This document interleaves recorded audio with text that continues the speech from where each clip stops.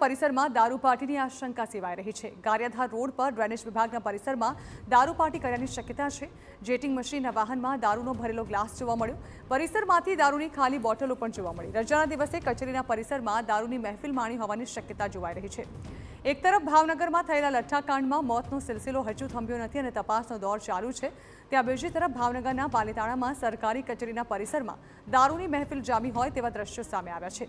અહીં રજાના દિવસે સરકારી કચેરીના પરિસરમાં દારૂના જામ છલકાતા હોય તેવા વિડીયો સામે આવ્યા છે।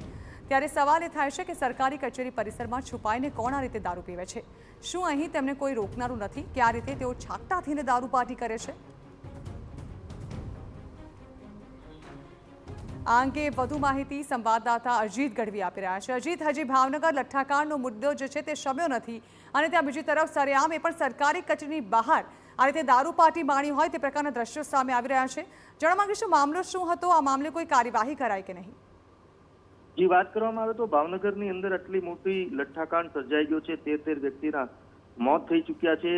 આમ છતાં અમુક લોકો છે પોતાની જાતને સુધારવા તૈયાર નથી અને આ પ્રકારે જ્યારે હાહાકાર મચી ગયો છે સમગ્ર ગુજરાતમાં, ત્યારે લઠ્ઠાકાંડને લઈને પોલીસથી લઈને સમગ્ર તંત્ર ગામે ગામ તમામ તાલુકાઓ ગામડાઓમાં એલર્ટ છે કે કોઈ પણ જગ્યાએ દારૂ ન મળવો જોઈએ। આમ છતાં ભાવનગરનું પાલીતાણા છે જે તીર્થ નગરી તરીકે ઓળખાય છે, ત્યાં દારૂની મહેફિલ માણતા હોય તેવા માણીને જગ્યા પર બોટલો અને ફેંકીને નીકળી ગયા હોય તેવા દ્રશ્યો સામે આવ્યા છે।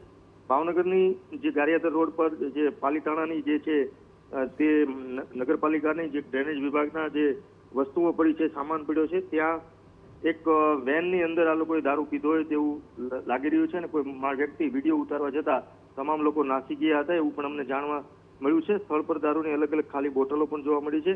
કદાચ એવું બને કે નિયમિતપણે આ જગ્યા પર દારૂ પીવાતો હશે, પરંતુ સૌથી મોટી ચિંતાની વાત એ કહી શકાય કે સરકારી પ્રિમાઇસીસ ગણાય, એટલે આ સરકારી પ્રિમાઇસીસની અંદર કોણ દારૂ પીતું છે અને એમને શા માટે પોલીસ રોકતું નથી? અને આ પ્રકારના જે જડ લોકો જેને કહી શકાય કે એટલી આવી મોટી ઘટના બને છે છતાં દારૂ છોડવા તૈયાર નથી, આવા લોકોને પોલીસ કેમ સબક નથી શીખડાવતી તે પણ એક મોટો સવાલ છે। પરંતુ આ ઘટનાને લઈને હજુ કોઈ પણ પ્રકારના પોલીસ તરફથી નિવેદન કે કાર્યવાહી થઈ નથી, પરંતુ હવે કદાચ સમાચાર પ્રસારિત થતા હવે કદાચ પોલીસ એક્ટિવ થાય તેવું બની શકે। બિલકુલ, આભાર અજીત। તો હવે આ મામલે નક્કર કાર્યવાહીની જરૂર છે, નહીં તો ખુલ્લેઆમ આ પ્રકારના સામાજિક તત્વો દારૂ પાર્ટી યોજતા રહેશે।